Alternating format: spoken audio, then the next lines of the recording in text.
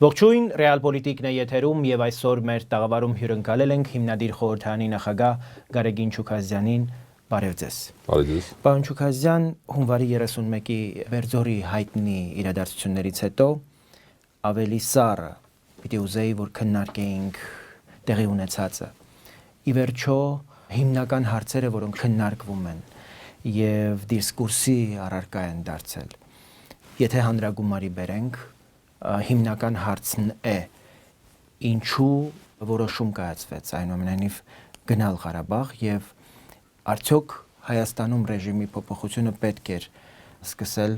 Ղարաբաղից կամ Ղարաբաղը այդ իմաստով որևէ անելիք ունի։ Նախ սկսենք նրանից, որ մեր ավտոերթը Արցախ էր, Ղարաբաղ չէր, Արցախ մեր հայաշունչ անունով Եվ երկրորդ սա առաջի ավտոերթը չէր, իրազեկման ավտոերթերը փաստորեն ամբողջ վերջի 3 ամսվա ընթացքում հանրապետության տարբեր մարզերում անցք են կացվել եւ որևիցե ինքնիշխանության, անվտանգության վտանգներ իրենցից չեն ներկայացել, ոչ մի ընդհարումներ չեն եղել, ոչ մի բռնության կոչեր չեն եղել եւ այլն, այս ամբողջ ընթացքում, այսինքն մենք հերթական իրազեկման երթն ենք անցկացնում Հայաստանի մարզերից մեկում։ Այո, մարզերից մեկում, որովհետև Արցախը իրավականորեն պետություն լինելով հանդերձ Հայաստանի մարզերից մեկն է։ Եվ այդ պետություն,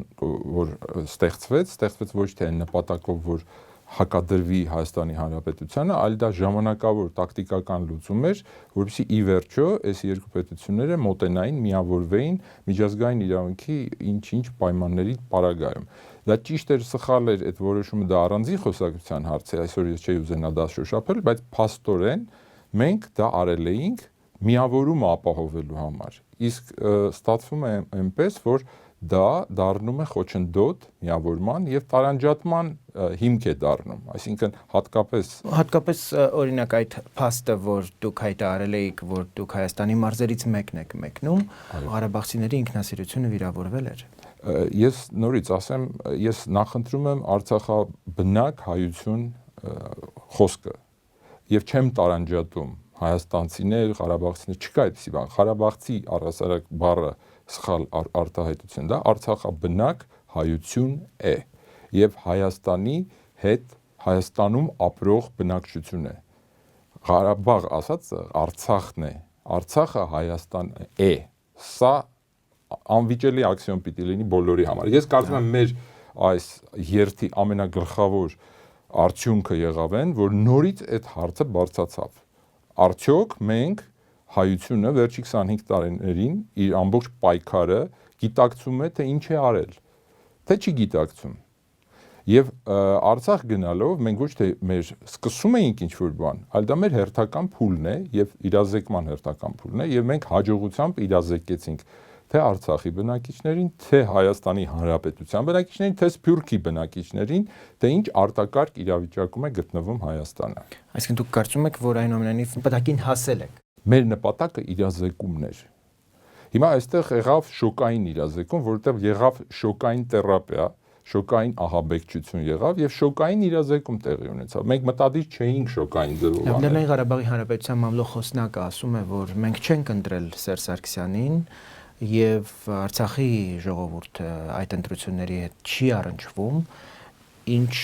ռեժիմի փոփոխության մասին եք խոսում Արցախի տարածքում եւ ինչ իրազեկման մասին եք խոսում Արցախի տարածքում։ Արցախում նրանք իսկապես չեն մասնակցում մեր ընտրություններին։ Արցախի բնակչությունը ունի Հայաստանի Հանրապետության անձնագրեր, ճիշտ է։ Արցախի բնակչությունից, Արցախահայ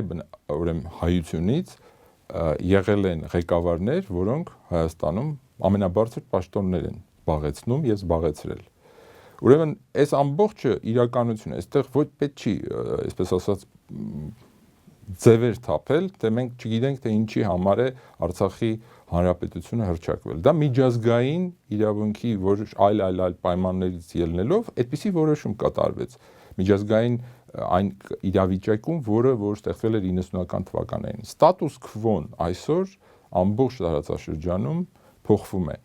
Անվտանգային ստատուս քվոն է փոխվում, տնտեսական ստատուս քվոն է փոխվում, եւ այն ինչ որ կար եւ գործել է այս կամ այն կերպ լավ կամ վատ մինչեւ այսօր, այդ ստատուս քվոն ցույց է տալիս, որ այսուհետև չի կարող շարունակվել այնպես, ինչպես շարունակվում էր վերջի 25 տարիներին։ Այսինքն Հայաստանի Հանրապետությունը պաշտոնապես միացել է Եվրազիական միությանը եւ միության մեջ է, որտեղ Հայաստանն ու Ղազախստանը ավելի մոտ են, քան Արցախի Հանրապետությունը եւ Հայաստանի Հանրապետությունը։ Սա նորմալ է։ Դուք ուզում եք վիճակը փոխեք։ Ես ոչ թե ուզում եմ վիճակը փոխեմ, ես ուզում եմ բացահայտեմ, թե ինչ է կատարվում, որ ստատուս քվոն, որը կար մինչեւ այսօր գործող, այլևս չի կարող այնպես գործել, ինչպես գործել է, որտեղ մեզ պահանջվում է, որ սահմանային կետեր ստեղծվեն։ Դա նշանակում է, որ այդ սահմանը, որը պայմանական սահման էր, հիմա իրական սահման է դառնում։ Մեր պարզ ակցիան, որ շատ փոքրիկ ակցիա էր, մենք պիտի գնայինք այնտեղ եւ իրազեկեինք մեր ավտոերթով, փաստորեն պատկերավոր ցույց տվեց, որ այդտեղ չինական պատ է կառուցվում։ Հասկանում եք։ Այդ չինական պատի վտանգը, որով Արցախը առանձնացվում է, այն մարդկանց եւ այն ուժերի արչեւ, ովքեր քաղաքական օրակարգ ունեն Արցախ բերելու։ Այսինքն հստակ ասվում է, որ բոլոր նրանք, ովքեր Արցախում ուզում են ներդրումներ անել, կառուցել, նրանց մուտքը միշտ բաց է Արցախի արչեւ։ Բայց նրանք, ովքեր գալիս են ներհայաստանյան քաղաքական օրակարգ բերելու Արցախ, նրանք չեն կարող մուտք գործել։ Այո, հենց այդպես էլ ասվում է, որ ներհայաստանյան օրակարգը Արցախին չի վերաբերվում։ Մեր հենց պնդումը այն է, որ Արցախը Հայաստանի մաս է, ուրեմն ներհայաստանյան օրակարգի մաս պիտի լինի Արցախը։ Չի կարելի առանձնացնել Արցախի օրակարգը եւ Հայաստանի օրակարգը։ Այստեղ բոլոր տեսակի մեջբերումները, թե այնտեղ ռազմաքաղաքական իրավիճակը այլ է, հոդս են ցնդում, որովհետեւ ամբողջ պարագծով մեկ Հայաստանի եւ Ադրբեջանի պատերազմական իրավիճակի նույն տրամաբանությամբ ուրեմն Հայաստանի Հանրապետությունում նույնպես քաղաքական գործունեությամբ չպետք է զբաղվեն մարդիկ։ Ինչ տարբերություն կա։ Ավելին Հայաստանի Հանրապետության սահմանի վրա բաժանարար գիծ չկա։ Շատ ավելի վտանգավոր է։ Ուրեմն մենք չպիտի գնանք Տավուշ, Բերդ եւ չպիտի հանդիպենք քաղաքական գործունեությամբ ծավալենք։ Սա ինչ տրամաբանություն է։ Ըստ էության ստացվում է, որ դուք ամբողջ Ղարաբաղյան կարգավորման փիլիսոփայությունը փոխելու խնդիր եք դրել։ Առաջին իսկ օրից Հայաստանը հետամուտ եղավ, որպեսզի առանձին միավոր կարողանա ընդգրկել խնդրի կարգավորման գործընթացում Արցախին եւ 98 թվականին Քոչարյանի Հայաստանի նախագահի պաշտոնը ստանձնելուց հետո փոխվեց այդ իրավիճակը եւ Արցախը դուրս դրվեց կարգավորման գործընթացից։ Մենք վերջին շրջանում անընդհատ խոսել ենք այն մասին, որ ժամ առաջ պետք է Արցախը վերադառնա բանակցությունների սեղանին, որպես լիիրավ կողմ, հաշվի առնելով անցած ամբողջ անկախության ժամանակահատվածը, այն ամբողջ ջանքերը, որ արցախցիները ներդրել են պետականություն ունենալու, պետություն ունենալու ամբողջ այս ժամանակահատվածում։ Եվ դուք գալիս եք ասելու, որ այդ ամենը անիմաստ է, Արցախը Հայաստանի մաս է, մարզ է եւ ներհայաստանյան օրակարգը տարածվում է նաեւ Արցախի վրա։ Դա մենք չենք ասում, դա իրավիճակն է ասում։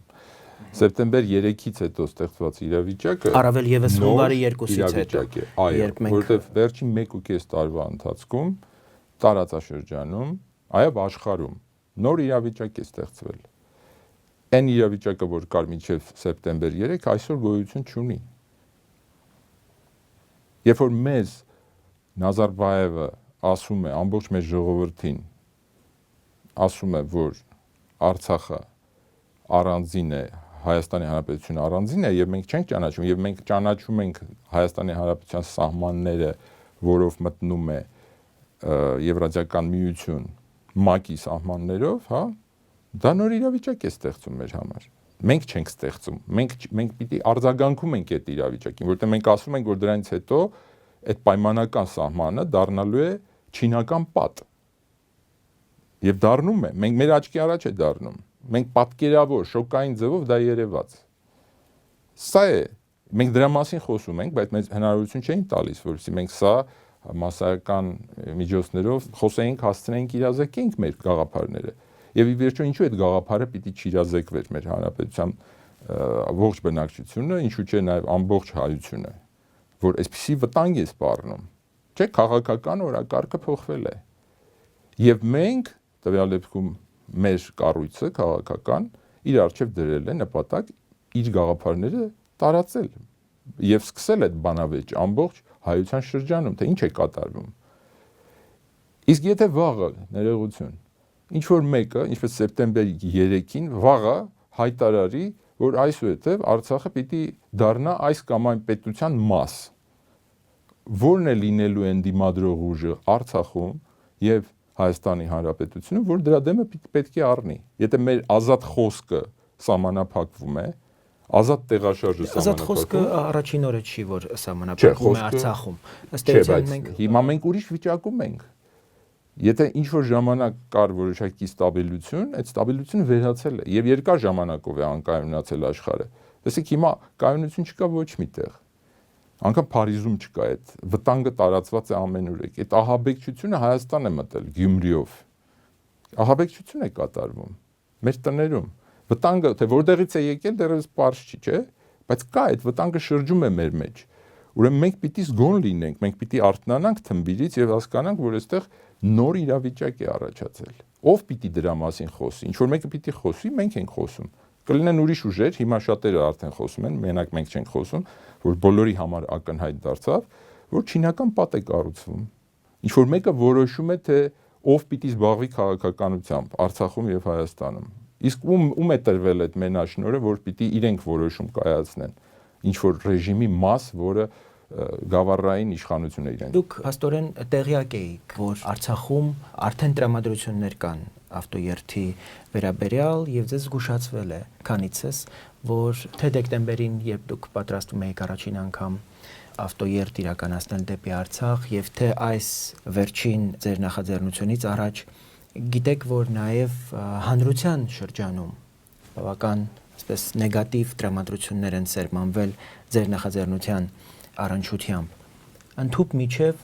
հերոստատեսությամբ հաղորդումներ են եղել նախաձեռնության դեմ։ Զարհուրելին ամենը այդ Բերձորի ոչ թե ոստիկանների գործողություններն էին, այլ քաղաքացիական անձանց, ազատամարտիկների, ովքեր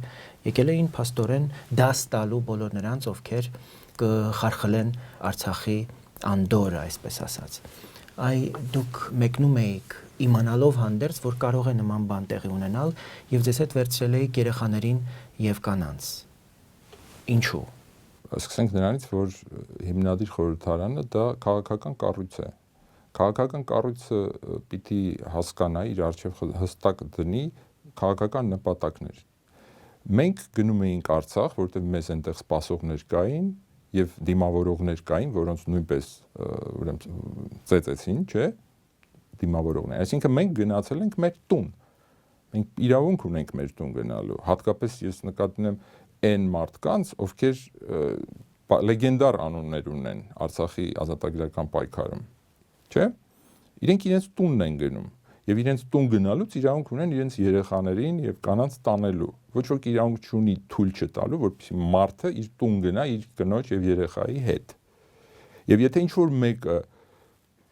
փորձում է բռնություն կիրառել, անգամ եթե սպառնալիք կա, այդ սպառնալիքը պիտի ի հայտ գա, չէ՞, ով է դա, այդ հրաման տվողը, որովհետեւ այստեղ այն համազգեստավոր մարդկանց քանակը, որ այդտեղ հավաքված էր, նրանք ինչպես չեն կարող ամեն մեկը ինքնուրույն այդտեղ գործողություններ կատարել, այդտեղ հրաման է եղել, հստակ է,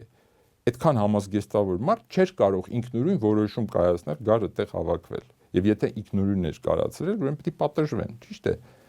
բայց իրենք դեմքերը կան, երևում են, ովքեր են, ինչ են, չէ, ուրեմն այս մարդիկ հավաքվել են հրամանով, ով է տվել հրամանը, եկեք այդ մարդկանց, ովքեր մասնակից են, մենք ատելություն չունենք այդ մարդկանց նկատմամբ, դրանք մեր հայրենակիցներն են, որոնց 10 օր շարունակ ատելության քարոզ է եղել, որ հիմա թշնամի է գալիս, թշնամի, որ ուզում է Արցախի սահմաններից զավակներին հետ բերել, ծնողներ են բերում իրենց հետ, այսինքն ամեն տեսակ ատելության քարոզ է եղել, որ այս մարդիկ անհանգստացել են, չէ՞։ Սկսենք դրանից, ով է տվել այդ հրամանը։ ով է, այսպես ասած, 10 օր շարունակ հեռուստատեսությամբ եւ Կևորկովի մեթոդներով կոլեկտիվի ժողովներ անելով ամբողջ Արցախում մենք իրազեկել, որ թշնամի է գալիս։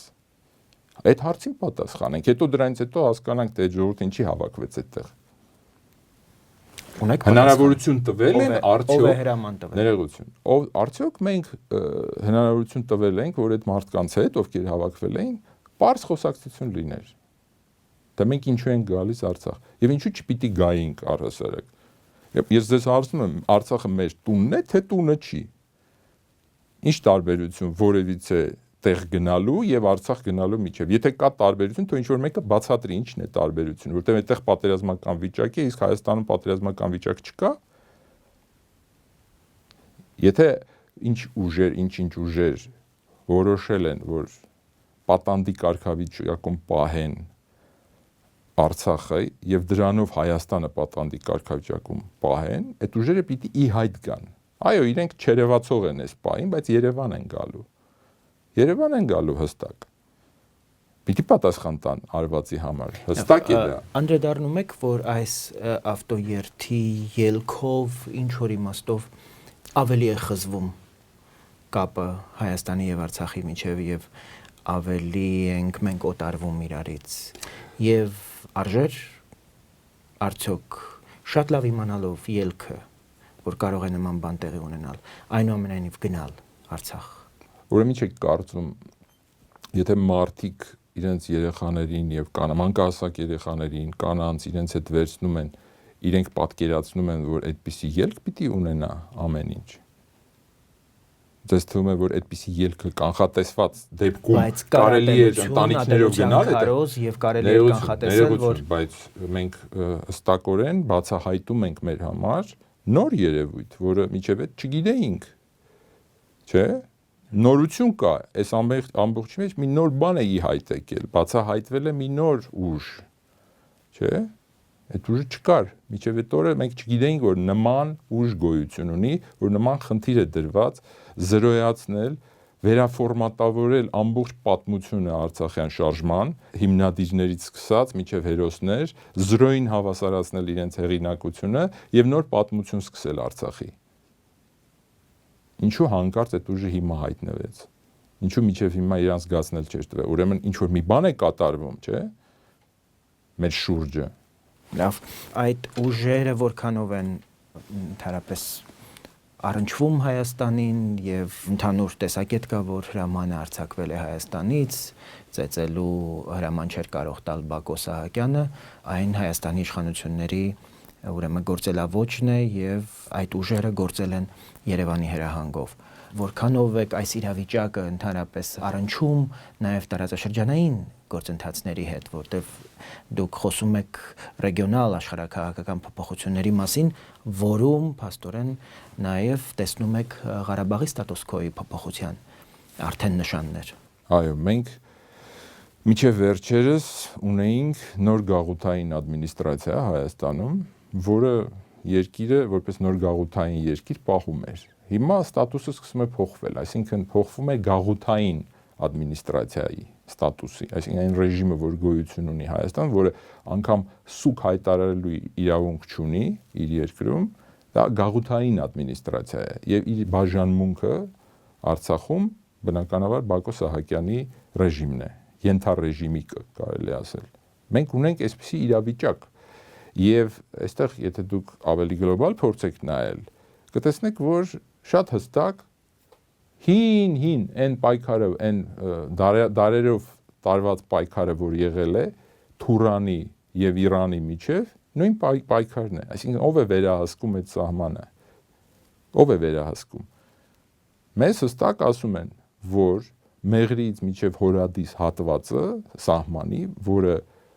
ռազմավարական նշանակության սահման է հայության համար, որովհետեւ պարանոցը սեղմվում է Մեղրիով, եթե մենք վերադառնում ենք Մեղրիի կարգավիճակին այն վիճակով, որը կար միջև Արցախյան շարժումը, ռազմավարական առումով հայության պարանոցը սեղմվում է նորից։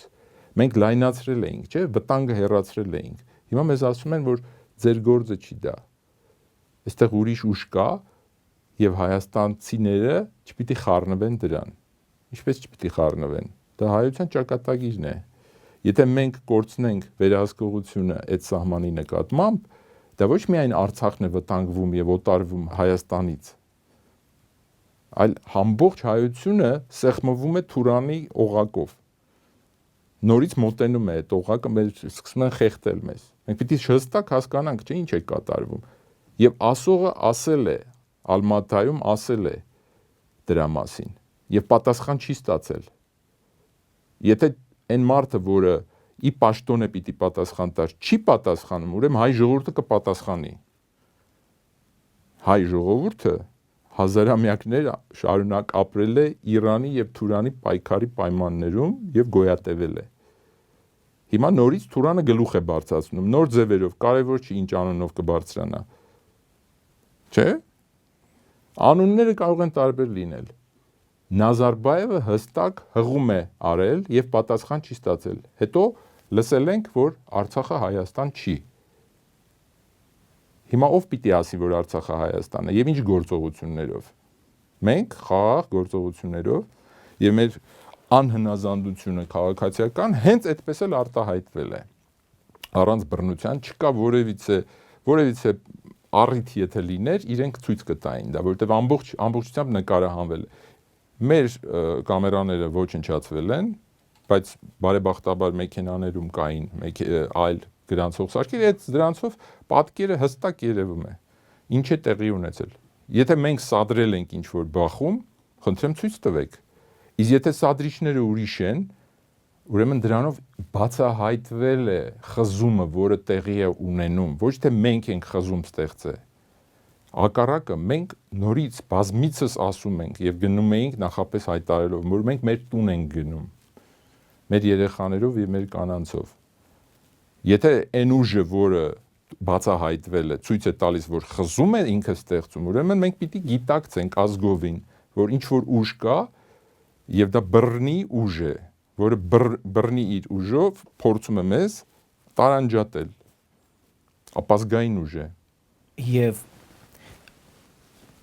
ընդհանուր տրամադրությունները Հայաստանում քաղաքական շրջանակների ինչպես է գնահատում Բերձորին եւ կարծում եք, որ համակիրները ավելացան այս ավտոերթից հետո դեպի Արցախ թե պակասեցին այնուամենայնիվ, որովհետև ձեզ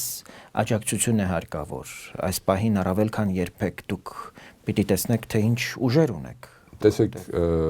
այս դեպքերից հետո այն ինչ որ կատարվում է թե Հայաստանում, թե Արցախում, թե Սփյուռքում, խոսում են մասին, որ այն անհանգստությունը, որ մենք ունեինք, բոլորի անհանգստությունը դարձավ։ Մենք անընդմեջ էինք խոսում դրա մասին, որ Հայաստանը արտակարգ իրավիճակում է հայտնվել։ Հիմա բոլորն են հասկանում արդեն, որ Հայաստանը արտակարգ խնդիր է ունի, անվտանգության խնդիր է առաջացել, բացի տնտեսական անվտանգության խնդրից, որը իսկապես նորից մեզ սպառնում է հիմա։ Մենք ունենք քաղաքական, ռազմաքաղաքական լրջագույն խնդիր մեր առջև կանգնած։ Եվ սրա մասին ոչ թե միայն մեր ուժը հիմնադիր խորհրդարանն է խոսում, այլ բոլորն են խոսում դրա մասին։ Եվ ես կարծում եմ, որ շատ լայն։ Այսինքն դուք կարծում եք, որ Հայաստանի քաղաքական ուժերի այսօր հիմնական դերակատարություն ունեցող քաղաքական ուժերին դուք հասցրել եք։ Դուք հայտարարությունները կարդացել եք, ճիշտ է, կարդացել եք, տարբեր ուժեր, խմբեր, փոքր, մեծ հայտարարություններ են անում։ Չէ՞, ինչի շուրջ են հայտարարություններ անում։ Բռնությունն են դա։ Ոչ միայն բռնությունը։ Խոսվում է այն մասին, որ կա վտանգ կա, տարանջատման վտանգ կա Արցախի եւ Հայաստանի միջեւ։ Արցախը պոկելու վտանգ կա։ Եվ սրա մասին մենք էինք խոսում, հիմա շատերն են խոսում։ Եվ հենց այդ հիմքի վրա շատ լայն համագործակցության հիմքեր են բացվել։ Տեսնում եք։ Ոչ թե տեսնում ենք, մենք արդեն գիտեք ինչ, մեր մասին, այսպես մի քանի տարի մեր գործունեության ընթացքում չի եղել այսպիսի իրավիճակ, որ նման կոնսոլիդացիա լինի եւ խոսեն, որ այո, այն օրակարգը, որ մենք ենք բերում, այդ օրակարգը դառնում է ընդհանուր, որտեղ դա Հայաստանի օրակարգն է։ Դա Արցախահայության, Արցախաբնակ հայության, Հայաստանի Հանրապետության հայության, Սփյուռքի հայության օրակարգն է։ Ինչով ենք զբաղված եղել 25 տարի։ Ճանապարհներ ենք շինել, փողեր ենք հավաքել, մարդիկ զոհվել են, հազարավոր մարդիկ, շատ ավելի հազարներ վիրավորներ են դարձել, խեղվել է կյանքը, զոհողություններ են եղել, ինչի համար, որ ինչ-որ մեկը, ինչ-որ պահից գա ասի, որ Արցախը Հայաստան չի, որոնք են հաջորդ գործողությունները։ Հաջորդ գործողությունների մասին հնարավոր է որ քաղաքական իհարկե լայն, շատ լայն քննարկումներ, որոնք հիմա այո, իհարկե շատ ավելի լայն թե քաղաքացիներ, թե խմբեր կարող են այս հարցի շուրջ միավորվել, որ մեզ այն սպառնացող վտանգը որ կա, հստակ պահանջում է որ արտակարգ իրավիճակում արտակարգ գործողություններ կատարվեն ռեժիմի հեռացման առումով։ Լավ, Սամվել Ֆարմանյանն ասում է ջավախքն էլ հայկական է, ինչու՞ չեք գնում ջավախք։ Եթե վաղը ջավախքին սպառնա վտանգ, որ այնտեղ ջավախքահայությունը կարող է տարանջատվել, իրենց այլևս Հայաստան չզգան, այդ ժամանակ մենք ջավախքել կգնանք, որտեղ ջավախքը նույնքան ռազմավարական նշանակություն ունի հյուսիսից։ Կարծում եք եւ եթե լինի այդպիսի վտանգ, ջավախքը պատմական Հայաստան է, այո, եւ այն Հայաստանի հատվածն է, որում ապրում է հայություն։ Ուրիշ հարց, որ այս պահին այն վտանգը չի սպառնում ջավախահայությանը, որ մենք գնանք եւ ջավախահայության շահերը պաշտպանենք, բայց եթե վաղը պահանջվի, եթե որևիցե ուժ ստիպի սկսի հանել այդ ժողովրդին այդտեղից, բնականաբար դա ռազմավարական նշանակություն ունի Հայաստանի համար, որովհետեւ հյուսիսից պարանոցը Թուրանի նորից կսեղմվի, իսկ այդ ջավախահայությունը թույլ է տալիս, որ մենք հնարավորություն ունենանք ուղիղ կապի։ Եթե այդտեղից դուրս գան հայերը, եթե անվտանգության հարցերին Արցախահայության անվտանգության հարց կա հենց հիմա, արդեն Արցախի։ Այո, Արցախի խնդիրը հստակ է։ Եթե սահման է առաջանում այդտեղ, դա ազատագրված տարածք է, ճիշտ է։ Մենք բոլորս հասկանում ենք, որ դա ազատագրված տարածք է։ Եթե այդ վերախաղարկվում է այդ ազատագրումը, ուրեմն վտանգ կա։ Մենք չգիտենք վաղը ինչ կարող է լինի։ Ճիշտ է։ Չգիտենք։ Բարեբախտաբար այսօր մեր զինված ուժերի ղեկավարությունը ասում է, որ որևիցե այլ զորքի կարիք չկա այդտեղ, բայց եթե վաղը հրավիրեն այդտեղ, ասելով որ մենք անկախ պետություն ենք եւ մենք որոշում ենք հրավիրել երրորդ երկրի ուժեր, մենք ինչ վարկ պիտի ունենանք։ Ինչ եք կարծում։ Պիտի նայենք թե ինչպես է այդ սահմանը հորադիզից մինչև մեղրի նորից նեղանում պարանոցը մեր։ Գործողություններ Երևանում, նոր ավտոերթեր։ Գործողությունների մասին մենք առանձին կհայտարարենք, բնականաբար այս քանի օրվա ընթացքում այդ ամբողջ համահայկական քննարկումները, որ ծավալվել են, շատ կարևոր էին մեր համար, այդ իրազեկումը տեղի է ունենում շատ ավելի մասշտաբային, մենք շնորհակալ ենք այսպես շոկային իրազեկման համար, իհարկե տուժածներ կան մեր մեջ, բայց գիտեք պայքար է։ Եթե մենք հասկանում ենք, որ կա այդ վտանգը, որ մեր տներն է մտնում, մեր երեխաները մեր տներում կարող են ոչնչացվել, որ վաղը կարող է պատահի մեզ ասեն, այստեղ մտիր, այստեղ դուրս արի, դա վտանգ է։ Այդ վտանգի շուրջ ուրեմն միշտ զինվորներ կան, որոնք առաջի գծում են լինում, չէ՞։ Բոլորը չեն զինվոր, բայց պիտի ազգը ունենա զինվորներ, չէ՞։ Որ առաջի գծում լինողներ։ Մեր առաջի գիծը միայն ադրբեջանահայկական գիծը չի։ Հիմա հիբրիդային պատերազմների ժամանակ է։ Գիտեք, տարբեր ուժեր են գործում։ Այստեղ հոգեբանական ահաբեկչություն է տեղի ունենում։ Արդեն Գյումրիից հետո երկրորդ հոգեբանական ահաբեկչությունն է։ Բայց այդ չի նշանակում, որ իրենց հաջողվեց վախեցնել հակառակը։ Մարդկանց մոտ դիմադրությունն է բարձրանում, դիմադրության ոգին է, նոր ձևեր է ստանում պայքարը եւ կստանա։ Նորանոր ձևեր կստանա, բայց խնդիրը այստեղ ոչ թե Արցախի բնակչության, Հայաստանի Հանրապետության բնակչության հարցերն են, այլ հայության հարցերն են։ Այստեղ հայության եւ այն գաղութային ռեժիմի, որին իրեն պարտադրել են։ Այդ խնդիրը պետք է լուծվի։ Շնորհակալություն, պարոն Չուքազյան, ես հիշեցնեմ, որ իմ հյուրն էր հիմնադիր խորհրդանի նախագահ Գարեգին Չուքազյանը, մնացեք բարով, կհանդիպենք։